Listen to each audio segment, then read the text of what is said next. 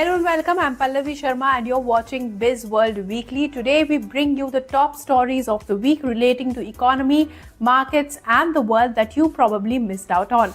Let's start with the market check. At close on May 30, the Sensex was down 0.22% at 81,451.01 points and Nifty was down 0.33% at 24,750.7 points.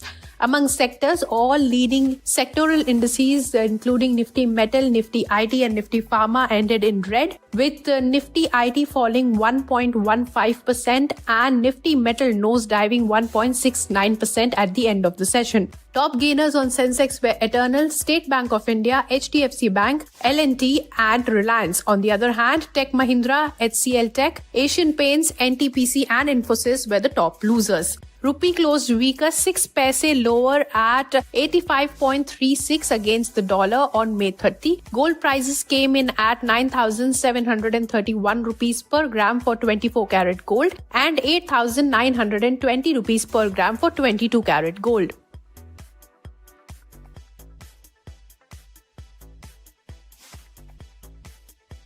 The US Federal Appeals Court has halted the block on Trump's tariffs for now. It said that it wants to hear what Trump administration has to say and the appeal will be heard in the first week of June. This comes after a court in New York blocked Trump's Liberation Day tariffs, calling it illegal on May 28th. Trump administration put its points so as to why tariffs were necessary, and one of them was India-Pakistan conflict. They said Trump's tariffs are important for peace between the two countries. It's bizarre because India has denied any involvement of the US in the ceasefire between India and Pakistan, saying it was a decision taken by both countries mutually. And trade was not even discussed.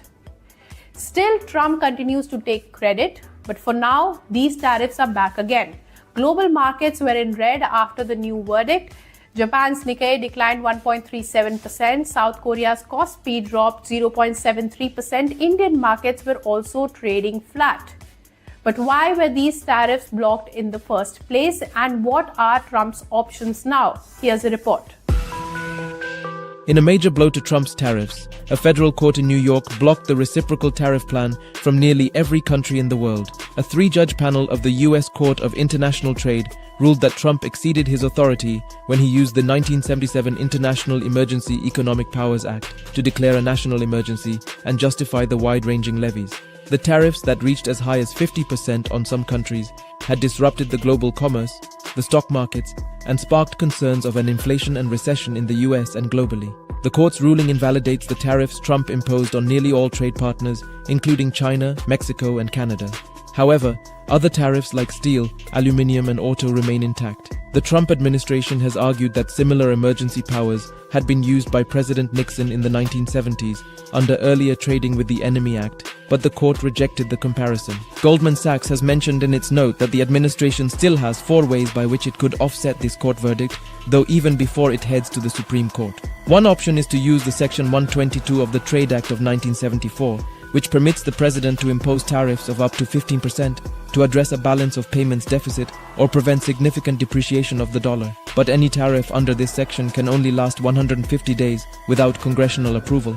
Option 2 is to initiate fresh investigations against major trading partners using Section 301 of the U.S. Trade Act of 1974. It allows for retaliatory tariffs in response to unfair trade practices, but involves more procedural steps than Section 122. However, there is no cap on the size or duration of tariffs under this section, but the investigation will take weeks or months to conclude. Option 3 is expansion of Section 232, under which the tariffs on steel and aluminium are already in place under the rationale of national security.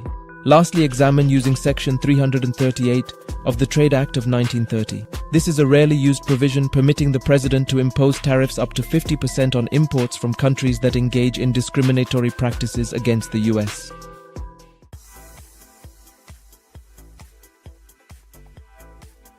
Pakistan's Prime Minister was in Turkey and then in Azerbaijan in the last 2 weeks, and he claimed victory against India in retaliatory strikes by India after Pakistan's terror attack in Pahalgam, exercised by terrorists residing in Pakistan.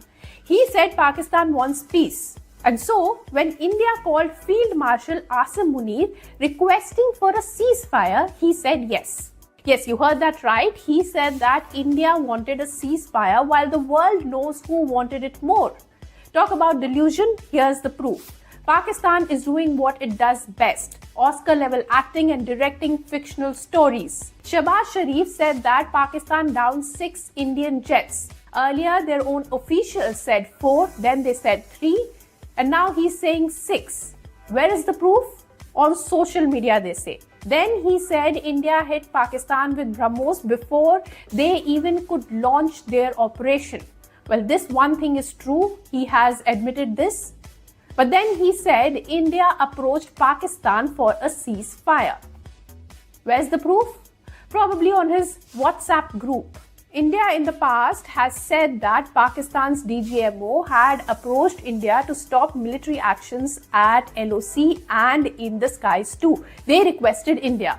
India struck 13 army bases in Pakistan. It destroyed their military bases, and all the missile attacks sent by Pakistan were intercepted by India.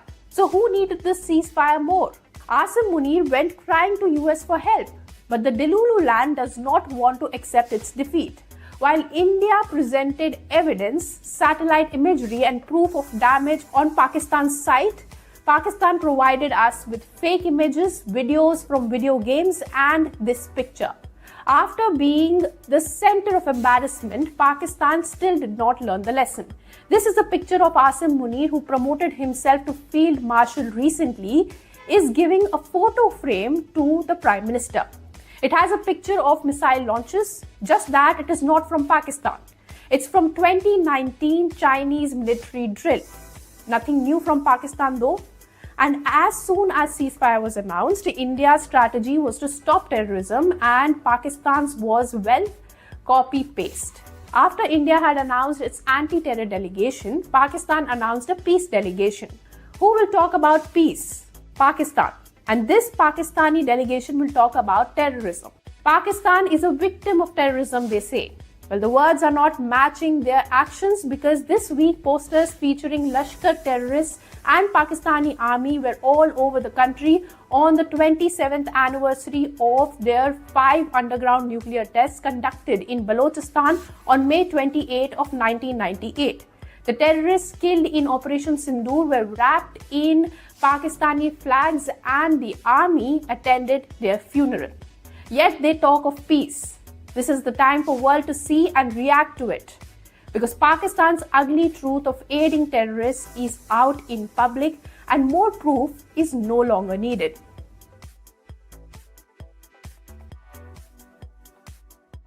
The Trump-Putin bromance has come to an end. It looks like it, because Trump has officially called Putin crazy this week. He said that Putin is playing with fire by refusing to engage in peace talks with Ukraine. He emphasized that really bad things could have already happened in Russia if he had not intervened. Last week, Russia initiated a drone attack on Ukraine that left 13 people dead. Russian forces also captured a part of Ukraine's northeastern Sumy region. Ukraine has also hit back, and the war has only escalated since then. And then Trump made series of statements. However, Kremlin's response to the criticism was that Trump does not know what is really happening, and he must be quote-unquote unaware of the increasingly frequent massive terrorist attacks Ukraine is carrying out against Russian cities. After this, Russia's ex-president Dmitry Medvedev warned Trump of another world war breaking out after Trump's statements. He said in a tweet, and I quote, regarding Trump's words about Putin playing with fire and really bad things happening to Russia, I only know one really bad thing: World War III. I hope Trump understands this. Now, after this, Trump was asked if he thinks Putin is serious about ending the war. Trump replied, I will tell you in 2 weeks. He also said that if Putin is not up for peace, US will respond in a little different way. Now, this growing frustration can be justified because he is Trump. He wants things to happen fast. And Trump has repeatedly tried to negotiate a deal between Russia and Ukraine. Recently, he was on a 2-hour call with Putin, and after this, he said that discussions went really well. Putin then walked away from the call, saying that he was ready to work with Ukraine on a memorandum on a possible future peace agreement. But then Russia struck Ukraine again. So Trump then posted a series of criticism on Russia and Putin. Now, are the peace talks over? Well, Russia is again proposing the next round of direct talks with Ukraine in Istanbul on June 2nd. It said that it is ready to present the memorandum of peace deal to Ukrainian officials.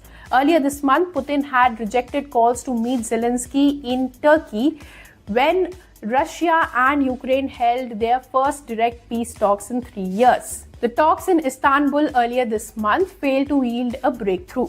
Ukraine accuses Putin of not being very serious about this peace deal, and he did not show up for the first meeting too. But Putin has in the past repeatedly said that he does not see Zelensky as a legitimate leader and called for him to be toppled. So Zelensky has a new proposal for Putin, a trilateral meeting, Zelensky, Putin and Trump. Kremlin has agreed but said that it can happen only after a breakthrough. So the June 2nd meeting is crucial. Maybe then we'll have answers to what Putin has demanded, and is the peace deal in the picture, or if this trilateral summit is happening.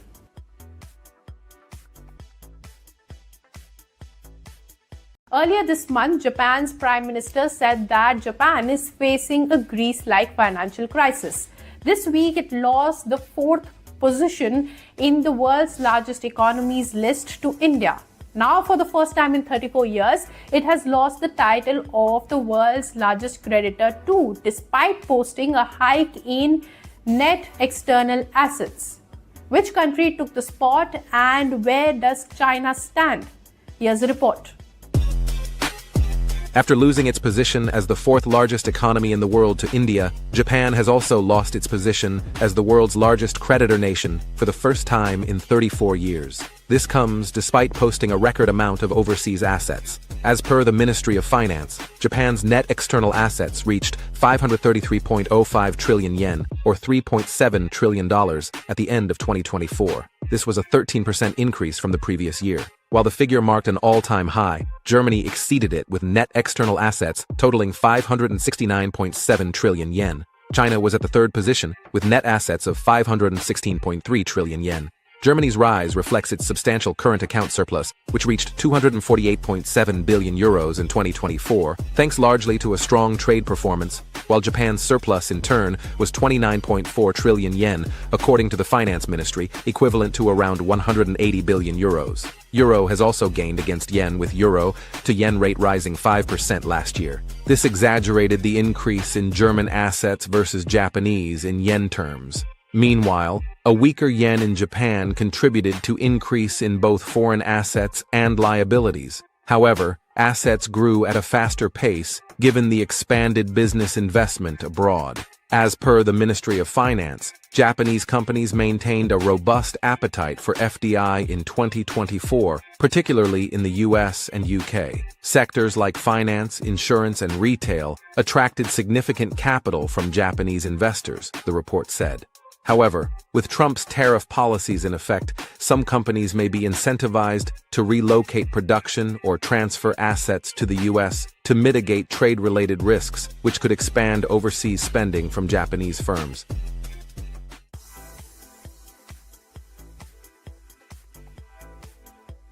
Trump's new enemy is elite universities, and the main target is Harvard.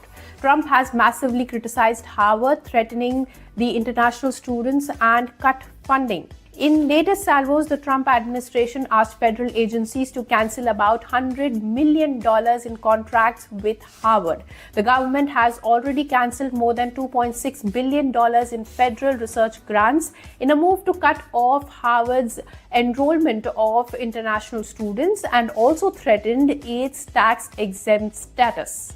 Now, in his recent moves, Trump called for Harvard to limit the number of foreign students it admits to 15%. He described Harvard as an institution disrespecting America. Along with this, Trump has demanded a list of foreign students currently studying at Harvard. Now, earlier, Columbia University also faced such issues, but Trump says that it has been cooperative.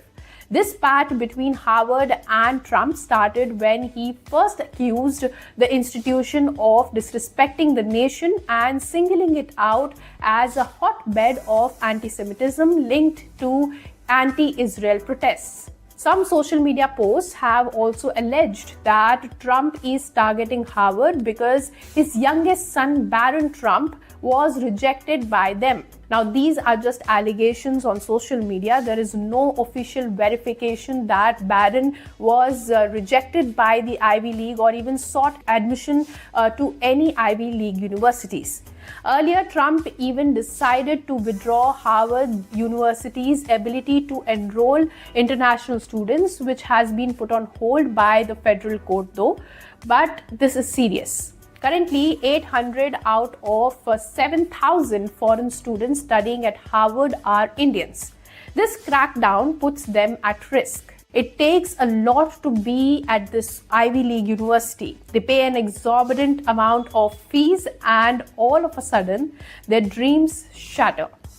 When this announcement was made, students currently enrolled with Harvard were asked to seek admissions or transfers to other universities, or they may be asked to go home. At Harvard, foreign students make up to 26% of total students as per reports. So what's happening now? Well, Asian institutions are now offering these students to get enrolled with them. It makes sense because they are some of the brightest minds. So the Hong Kong University of Science and Technology was the first one to make an offer. It announced an open invitation last week for students, and they could enroll with the university if they have been exhaled by Harvard. The University of Tokyo also offered to take in international students barred from Harvard temporarily. Europe is also luring students exhaled from Harvard.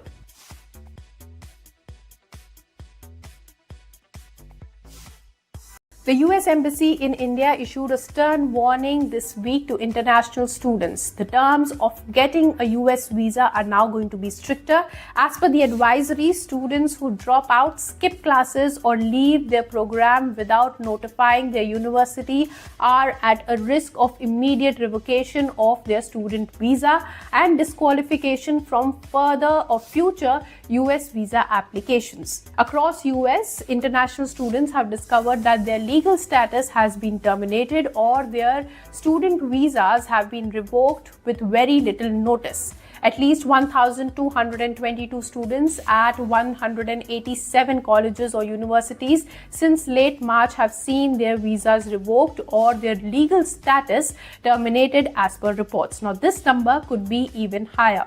The process, if you get into a US university, is to obtain a student visa, which requires students to demonstrate that they are having enough financial support to complete their course of study. Then they also must be first admitted to a school approved by US government and then take their interview. Once in the US, students must be good at the academic programs and their ability to work off campus is also limited. After they graduate, they can work in US for 12 months and up to 36 months for STEM majors, and they must seek long-term employment visa if they want to stay back. The legal status is maintained in a system called Student and Exchange Visitor Information System. Recently, too much is happening in this space, in the visa front. The US State Department earlier announced that social media accounts of international students will be vetted to decide if they can get the student visa or not. And so the US has paused student visas for now. So now, if you have cleared all your exams, interviews, and have submitted all your documents, that's not enough. You need to have a clean social media account. Your one post, one like, and one comment can block your visa to the US. Embassies have been told to expand social media vetting. Experts say that this will cause visa approval delays, and it is already happening. India might be the worst hit. In 2023, 140,000 student visas were approved in India, which is more than in any country, setting a record for the third year in a row.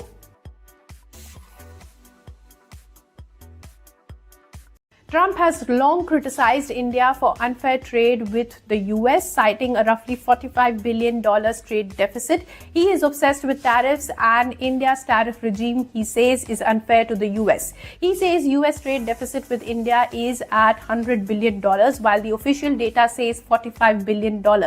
But even here, he might have miscalculated like always.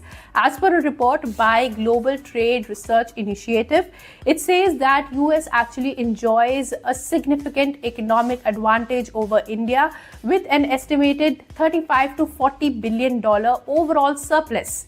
Yes, you heard that right. US is running a surplus with India is what this report is saying. It says that US earns $80 to $85 billion annually from India. This is through sectors like education, services, finance, intellectual property, and even arms. These are non-merchandise income that escapes standard trade calculations. The largest contributor is the education sector. Indian students studying in the US spend a total of over $25 billion annually. This is around $15 billion in tuition fee and another $10 billion in living expenses. These students are at leading universities with average yearly spending ranging from $87,000 to $142,000 per student. Next is technology. US digital giants like Google, Meta, Amazon, Apple, and Microsoft reportedly generate $15 to $20 billion in yearly revenues from India through various services like cloud storage, digital ads, app store sales, and more. Through investment banking, financial advisory, and consulting services in India, US sees $10 to $15 billion in annual revenue. Others are pharma sector that earns $1.5 to $2 billion from licensing agreements, patent royalties, and tech transfers with Indian partners. Auto companies like General Motors and Ford make between $800 million and $1.2 billion annually through tech services fee and licensing deals with Indian auto companies. Hollywood studios and American streaming platforms like Netflix, Amazon Prime, and Disney are estimated to earn $1 to $1.5 billion annually from India. Coming to defense and GCCs, Global Capability Centers operated by American multinationals in India, are one of the major components of US economic footprint in India. These generate $15 to $20 billion annually from India-based operations, and most value goes to US parent companies like Walmart, Dell, IBM, Morgan Stanley, and more. So who will add these numbers? Looks like Trump only sees what he wants to see, and he is putting pressure on India too. Be it the reciprocal tariffs, which are now being challenged but are still on. He has said that he would put 25% tariff on Apple phones if they are being imported or made in India. He also is hitting Indians living in the US, sending money back home. His one big beautiful bill is not very beautiful for Indians, as the money they send back home will now be charged with a 5% tariff. If this bill is passed, this will be a blow for Indian students and professionals in the US. So that's more money from India to the US.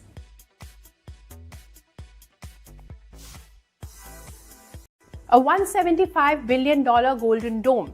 Trump's big defense plan came out last week. He says that Golden Dome will cover the entire United States and protect it from ballistic missiles. He said Canada wants it too, and he will charge them fairly. The price tag is out for Canada. Trump says Canada can get the Golden Dome for free. But if you know Trump, you know there are terms and conditions. Become the cherished 51st state and get the Golden Dome for free, or it will cost $61 billion. And this is not the first time he has shown interest in Canada. He has been making these statements for a long time now.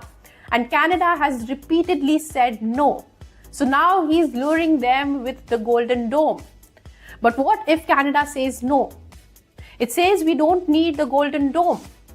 Then the problem is solved? Well, no. Canada has to be a part of it. Look at this map. There is the US, there is the state of Alaska, and what's in between? It's Canada. Now, if the Golden Dome is made, it will need access to Canadian skies and the airspace for intercepting incoming missiles over the North Pole. Now, Trump wants this system to be fully operational by 2029. Canada has rejected Trump's free of cost proposal in exchange for their sovereignty. There is no price tag for its sovereignty, is what Canada is saying. Now, Canada and the US are already long-time defense allies under the North Atlantic Treaty Organization and the North American Aerospace Defense Command, founded in 1948. NORAD provides for a shared defense of airspace for the two countries. As per reports, Canada in 2022 had vowed to spend around $28 billion over the next 2 decades in modernizing NORAD. So it pays for 40% of NORAD's investments. So without Canada, the Golden Dome will not work. And Canada is also trying to make a statement. Just before Trump had offered the Golden Dome to Canada, King Charles III, who is also the monarch of Canada, their official head of state, in a speech said Canada was facing unprecedented dangers. He talked about freedom and sovereignty. But that was not enough of a statement because Trump's statements about Golden Dome came out just after that. But now it's clear, Canada will get the Golden Dome. But without it, US cannot get the Golden Dome, and certainly Canada will not be the 51st state of America, is what it is saying.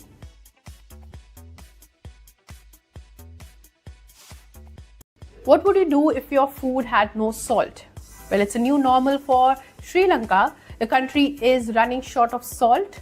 It has a salt crisis. It's ironic because the country is surrounded by sea from all sides. The matter is serious though because people have been suffering in the country from a long time. They struggle with food shortage, medicine and fuel shortage since 2022. And this time it's salt. Now the social media is flooded with empty shelves of salt in Sri Lankan supermarkets. Reports say consumers in Sri Lanka are having to spend days to hunt for salt, and the ones who are lucky and they get the salt are paying double for it. As per reports, the price of 1 kg salt is as much as 145 rupees in Sri Lanka now. Some reports suggest that the salt shortage in Sri Lanka is because of domestic production coming down. Salt production usually takes place in March or April and October to November months in Sri Lanka. But the rainfall was heavy and there was lack of sufficient light since mid-March, which caused the output of salt coming down. The rains also washed away 15,000 kilos of harvested salt that was ready to be collected. Sri Lanka's Puttalam Sultan alone provides for 60% of the country's domestic salt output as per reports. A 50-kilo salt bag earlier sold for 420 rupees is now being sold for 2,000 rupees at Puttalam. They were expecting the situation to get better in May, but the rain did not stop then too. Production at other sultans have also been hit after the armed conflict in Sri Lanka. Country's salt demand is estimated at 180,000 metric tons, but the industry produced only between 135,000 and 140,000 metric tons per year, only meeting 60 to 65% of the domestic demand. So what is it doing now? Just like how we do in Indian households, when you run short of salt or sugar, you turn to your neighbors and ring their bell. India has extended a hand towards the neighboring country. India has sent Colombo over 3,000 metric tons of salt. 2,300 metric tons of this was provided by government-owned salt firms. This had mixed reactions from the citizens, but Sri Lankan politicians say that they were left with no choice. In January, Sri Lanka bought 35,000 tons of salt from India for the first time in 15 years. This is interesting because Sri Lanka's previous administrations had placed import controls or bans on salt. Recently, Sri Lanka had made remarkable economic recovery, growing 5% in 2024. However, World Bank says that about a quarter of Sri Lanka's population was living in poverty. The rate remained alarmingly high at 24.5% in 2024. The labor market was struggling, household incomes, employment, and overall welfare remained well below pre-crisis levels.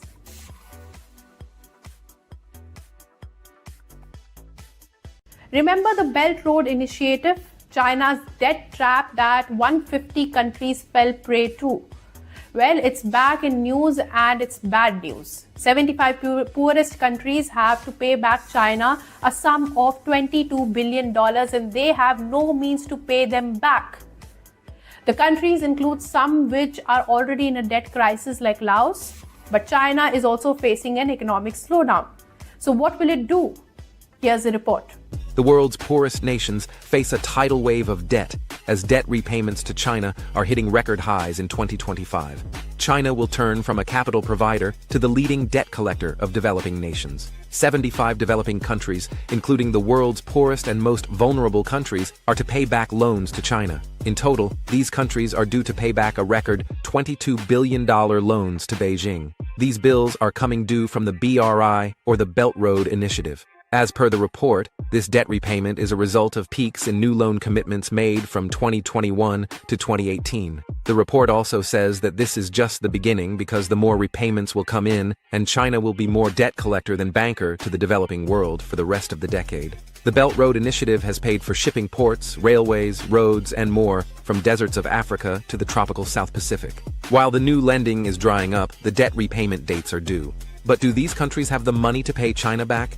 Well, maybe not. So they are cutting back on health, education, and climate mitigation. The BRI was launched by China in 2013. It promised to build massive infrastructure in these countries, which 150 countries are a part of. These projects came with massive loans from China, and the bill is due now. China has become the world's largest supplier of bilateral loans, peaking at over $50 billion in 2016. The BRI focused on countries that are poor. This was criticized as a debt trap by the world. China was accused of using debt trap diplomacy, like lending to countries that have no means to pay them back. China has in the past denied all these allegations of debt trapping poor countries. Now this payback comes at a time when the US has also cut aid to these countries. Countries like Mongolia, Dominican Republic, Honduras, Nicaragua, and more are in debt distress and have signed the BRI. It funds resource-rich countries like Brazil and Indonesia and increases its influence. Now China is also not in a good place economically, so now it will be challenging for China to structure these debt repayments and get them back from the countries. But how will it do that? Report says China could seek to parlay these debts for geopolitical leverage. So will the dragon eat the poorest countries? Well, time will tell. That's all for this week. Thank you for watching and like, share and subscribe to ET Now for more such news and views. If you like this video, then like, share and subscribe to ET Now.